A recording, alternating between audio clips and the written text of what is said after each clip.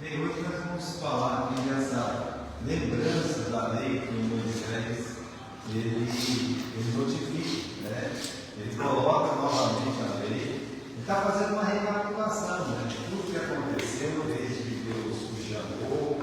Lembra que ele começou no capítulo 1, capítulo 2, capítulo 3, capítulo 4, o chamado, do que Deus fez, né? De como Deus tirou eles do Egito, de como eles venceram os inimigos, né? Bem, ele tem lembrado de tudo isso. Agora ele está lembrando do momento que eles chegaram no Horebe e Deus falou com ele. Deus já os mandamentos. Esse foi um momento muito importante, né? Então, o que ele quer ressaltar aqui? Ele quer falar para os irmãos, né, do seu povo, aliás, né? Ele quer falar que Deus deu a lei, correto? Com um objetivo que está no versículo 1, tá? Deus deu a lei e eles fizeram uma promessa. E Deus ainda chegou e disse: quem dera eles tivessem um coração pronto para cumprir essa promessa. É o que diz o capítulo 5. Meus irmãos, o bom segredo do sucesso, né, espiritual está aí no versículo 1, se você reparar, né? Porque são 4 coisas que Deus está falando aí no versículo 1, que é muito importante que um cristão, por exemplo, ele se ateie. Quando ele diz assim, no versículo 1, capítulo 5, né, ele diz: chamou Moisés a todo Israel e disse: ouve Israel os estatutos, os juízos, que hoje vos falo aos ouvidos, e vocês aprendei-os, né, guardai-os para poder cumprir. Ele coloca aqui 4 situações, né? Ouvir, aprender, guardar e cumprir. Que deveria ser o nosso comportamento em relação à Bíblia. Ele não pede mais para os israelitas do que pede para nós, mas também não pede menos. Então, quais são essas 4 coisas? O primeiro de tudo, é ouvir. Ouve os estatutos e os juízos. Então, a gente, meus irmãos, além dos estatutos e dos juízos, eles só tinham aqui o Pentateuco, vamos dizer que só tinham 5 livros, nós temos 66. Então, a palavra de Deus está dizendo a mesma coisa: escuta, ouve. Aliás, ouvir é o começo de tudo. Por quê? Porque a fé ela vem pelo ouvir a palavra de Deus. Talvez por isso, meus irmãos, Jesus sempre falava, né, os seus discípulos, né, sobre o dever de ouvir. Nós precisamos ouvir, né? Quem tem ouvidos para ouvir, disse Jesus, que ouça.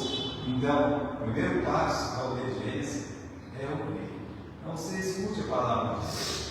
Por isso que quando nós nos recusamos a ouvir a palavra de Deus, quando isso é feito, não só o fato de a gente estar aqui hoje, você está aqui hoje, quer dizer que você não se recusa em ouvir a palavra de Deus. Quando você vê uma pessoa muito sumida há muito tempo, você tem que perguntar: morreu ou está doente? Né? Não, ela não morreu, mas está doente, está bom, né? Então, será que não é uma fuga de ouvir a palavra de Deus? Então a gente tem que, primeiro passo, a gente tem que ouvir a palavra de Deus. Segundo passo é aprender. É aquilo que Neemias fala no capítulo 8, no versículo 8. Sobre aquela questão deles ensinar a palavra, fazendo com que a pessoa ela entenda o que está falando. Então, irmãos, não é só jogar palavras à hora. As pessoas têm que aprender. Às vezes aprende se ouvindo, mas aprende se vendo também. Né? Então, aprender, a pessoa já vai guardando alguma coisa, por isso que o terceiro ponto é guardar. Né? Ela está vendo a outra pessoa fazer. Nem todo mundo que ouve aprende. Às vezes, para a pessoa aprender, ela tem que sofrer para aprender. Essa que é a verdade. Né? E guardar. Veja só, o fato da pessoa ouvir e aprender não quer dizer que ela guardou, não. É 4 coisas. Né? Guardei a tua palavra no meu coração para não pecar contra ti. Então, quando Deus está falando de guardar, é quando realmente a palavra de Deus ela penetra profundamente no nosso coração, e é esse guardar, essa operação do Espírito Santo, porque é o Espírito Santo que nos faz guardar a palavra. Você não guarda a palavra porque você é bom. Veja só, muita gente ouve, muita gente aprende, sabe fazer o que faz, né? Mas aquela questão de guardar Santo vos fará lembrar tudo aquilo que eu vos tenho ensinado. Essa é uma promessa de Jesus, a palavra guardada. E aí o último passo é cumprir. Mas está escrito no versículo 1, né? Ouve, ó Israel, os estatutos, os juízos, para que vocês possam aprender, para que vocês possam guardar, e finalmente tem a palavra cumprir. É o que a palavra de Deus está dizendo, né? Cumprir o quê? Aí do versículo 2 ao versículo 5, ele fala dos estatutos, né? Então ele fala assim, do versículo 2 ao versículo 5: o Senhor nosso Deus fez conosco uma aliança na terra, né? E depois ele faz uma diferença das duas alianças, né? Aqui capítulo 5, versículo 3: não com nossos pais fez o Senhor essa aliança, mas conosco, todos os que hoje aqui estamos vivos. Olha só, ele faz uma diferença dessa aliança do Horebe com a aliança que foi feita com Abraão, com Isaac e com Jacó. São alianças diferentes, são pactos diferentes justamente naquilo que Deus esperava que cada um fizesse. Quando Deus faz um pacto com Abraão, no capítulo 17, lá no livro de Gênesis, Deus não fala assim, ó, você tem que fazer isso, aquilo. Deus não fala isso com Abraão. Até eles chamam esse pacto da graça. Eu prefiro só chamar de pacto com Abraão.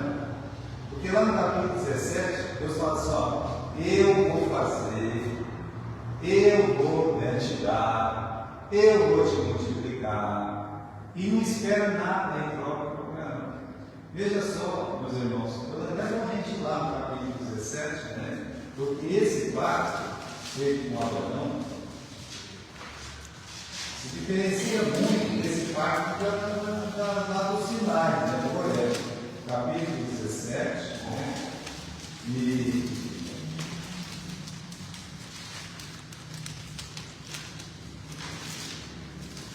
versículo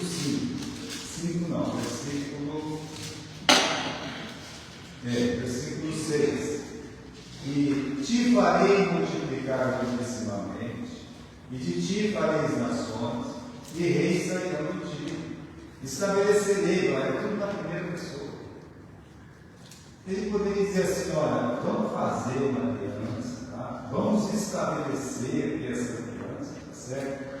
Depois no versículo 8, te darei a ti a tua descendência depois de ti, né? Então quando ele está falando que vai dar, meus irmãos, é tudo na primeira pessoa. Depois ele fala para você e seus filhos guardar, mas também não fala, se não guardar, vocês estão fora. Porque nem o Abraão, nem Isaac e nem Jacó, eles correram aquele trigo que é assim de inculpável diante de Deus. Então é uma aliança diferente dessa, meus irmãos, que o nosso povo de Israel ele fez com o Senhor no Horebe. Mesmo porque nessa resposta do Abraão, quando o Abraão tem esse sonho e todas essas coisas, ele não se levanta e fala, não, eu vou fazer tudo que o Senhor mandou, eu vou obedecer tudo que o Senhor mandou. Ele tinha reconhecimento da sua capacidade. E essa é a diferença. Você vai lá no capítulo 5 do livro de Deuteronômio, quando Deus dá essas leis, já nós vamos falar sobre elas, a primeira coisa que eles fazem é, olha, não é bom Deus ficar falando com a gente, não. Abraão jamais disse isso. É melhor ele falar só com você, para a gente não morrer. Abraão também não falava sobre isso. Aliás, o Abraão tinha trazido o fogo do Senhor, porque estava sempre no altar para fazer o sacrifício. Ele não tinha medo desse fogo. Ele não tinha medo de Deus falar pessoalmente com ele. Para ele era um prazer. Já o povo está dizendo, não adianta Deus falar com a gente vai acabar morrendo aqui, queimado no fogo do Senhor. E aí, eles falam mais uma coisa, né? Fala Deus contigo, e nós vamos obedecer, e nós vamos cumprir. Então, eles colocaram aquela situação, meus irmãos, muito difícil, né? Por isso que Jesus, quando o rapaz conversa com ele sobre os mandamentos, eu tenho que cumprir os mandamentos, desde a minha mocidade, né? Ou aquele fariseu que vai perguntar sobre o maior mandamento, Jesus tem uma resposta. Jesus fala, faz isso e vive. Você quer viver pela lei? Então cumpre a lei para você viver. ser humano tem que entender. E se ele quer viver pela lei, não pode pecar mais. Por isso, irmãos, é tão importante entender que esse pacto que é feito com Israel é o pacto das obras, é o pacto que está lá, os 10 mandamentos, como uma lei moral inesquecível para nós. Nós não vamos jogar fora nada disso aí, é claro que nós não vamos fazer isso, mas a palavra de Deus, ela para nós, ela é o quê? Ela é um Espírito.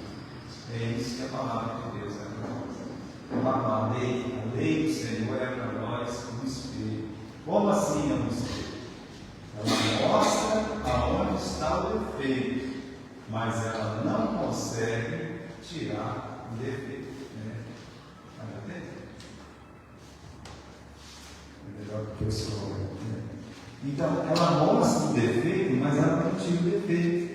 Eu vou lá no espelho, eu sei que meu cabelo está desarrumado. Mas o meu espelho não é que tem aquela história, espelho meu, aquele que é mais bonito que eu, qualquer um espelho falasse. Mas podia olhar, né, dizer, né, assim, arruma o meu cabelo. Não vou mostrar, eu não posso, nem isso ele vai falar. Estão entendendo? Então, a lei, ela mostra, é o ar que nos conduz a Cristo. Ela vai mostrar, olha, você não deveria ter tido outro Deus diante de você. E você teve, Gilberto. Você teve. Você já adorou ídolos. Eu já adorei ídolos. Não tome o nome do Senhor, meu Deus, em vão. Meus irmãos, é difícil isso. Vocês consideram que é fácil essa lei? Não. E você vai continuando em toda e qualquer lei. Nós vamos ler uma por uma aqui de novo, mas você vai perceber o quê? Você vai perceber que é difícil, não tem quebrado a lei. Dizer assim, não, eu cumpri todos os mandamentos, não tem jeito. Então, é um espelho, mostra o nosso pecado, mas não pode me arrumar. Então, como eu sou o pecador diante da lei, só me resta o inferno, a condenação. Não tem jeito. Vamos dar uma olhadinha toda vez. Vamos ler aqui. Primeiro mandamento. São 10 os mandamentos. Capítulo, vamos voltar lá. Estou aqui em Gênesis, então vou voltar para Deuteronômio. Então, Deuteronômio, capítulo 5, no versículo 12 em diante, diz assim: então o Senhor nos falou no meio do fogo, a vossas palavras ouvi, porém, além da capítulo 5, versículo 6, dizendo assim: eu sou o Senhor teu Deus, que te tirei do Egito, da casa da servidão. Esse é o primeiro mandamento. Eu sou o Senhor teu Deus. Só o Senhor é Deus. Esse é o primeiro mandamento.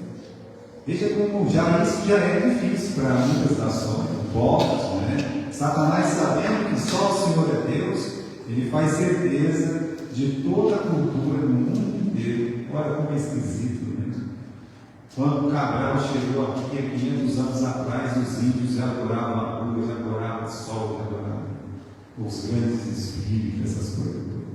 Se jogavam lá no meio do fogo, se cortavam, ficavam batendo bumbo e pulando.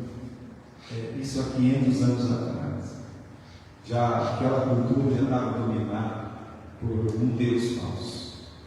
Você chega lá na Austrália, com aqueles aborígenes lá, é a mesma coisa. Você vai nesses lugares mais antigos, como a China, como o Egito. Alguns hoje, como o Egito, dominado pelos muçulmanos, mas a adoração muçulmana é adoração à lua. É por isso que tem o crescente fértil. Da onde saem os deuses deles, que eles falam que é um sol, eles têm isso. Veja, meus irmãos, toda a cultura, todo o país vai progressando nesse primeiro mandamento. Então, eu sou o Senhor teu Deus, eu sou Deus, que te tirei da terra do Egito. O segundo mandamento está aí no versículo 7. Versículo 7, versículo 8, versículo 9, Versículo 10. Porque isso aí é o segundo mandamento, que diz: não terás outros deuses diante de mim. Ah, eu sei que Deus é Deus, então, mas você vai querer mais Deus? Por que esse Deus é Deus? Esse foi o problema de Israel por muito tempo. Sabe, eles entraram lá em Canaã, chegaram lá, eles tinham Baal quer dizer Senhor. Olha como Satanás é tudo. Como é que é o nome? Como é que as pessoas chamavam Jesus? Não chamavam de Senhor. Não é assim? Senhor. Agora imagine que o Deus lá de Canaã também chamava Senhor. Baal é Senhor. Para confundir a mente das pessoas. Não, Deus está lá no céu sim, mas está aqui. O Senhor, a azeira, a senhora, está tudo aqui, né? Então não terás outros deuses, não te louvarás, não adorarás, não farás para ti imagem de escultura, né? Isso aqui, o mundo está dominado por isso. O cristianismo está dominado por isso. Então, vai se apropriando. E aí você tem o terceiro mandamento. Qual é o terceiro mandamento? O terceiro mandamento, capítulo 5 e versículo 11. Não tomarás o nome do Senhor teu Deus em vão, porque o Senhor não terá por inocente o que tomar o seu nome em vão. Bravo, que coisa. Eu fico pensando em quanta misericórdia Deus tem da gente, porque mesmo entregue a vida a Jesus, quantas vezes nós usamos o nome do Senhor em vão? Clamamos para Deus num momento assim até de maldade. Deus me livre de uma pessoa chata, despreza uma pessoa usando a palavra de Deus. Então, veja, meus irmãos, eu acabei de usar o nome do Senhor em vão. Quanta misericórdia do nosso Deus. O quarto mandamento. Então, o quarto mandamento tem a ver com o dia do Senhor. Guarda o dia do Senhor para o santificar. Guarda o sétimo dia para que ele seja santificado. A palavra sábado quer dizer descanso. E santificar é separar. Então, às vezes, a gente confunde muito essa questão, o Shabbat, como os judeus eles ensinam. Mas veja que quando Jesus chegou, meus irmãos, ele tirou aquela opressão sabatina, para que as pessoas tirassem o foco de um dia e esse foco se virasse somente a ele. Ele disse: eis aqui quem é maior do que o sábado. Veja como as coisas desvirtuam. Satanás é astuto, desvirtua tudo e todos. Imagine, os sabatistas eles têm mais preocupação com o dia do que com Cristo. Eles fazem uma relevância tão grande ao dia, mas eles anunciam que Cristo não é Deus. Não é Deus como Deus.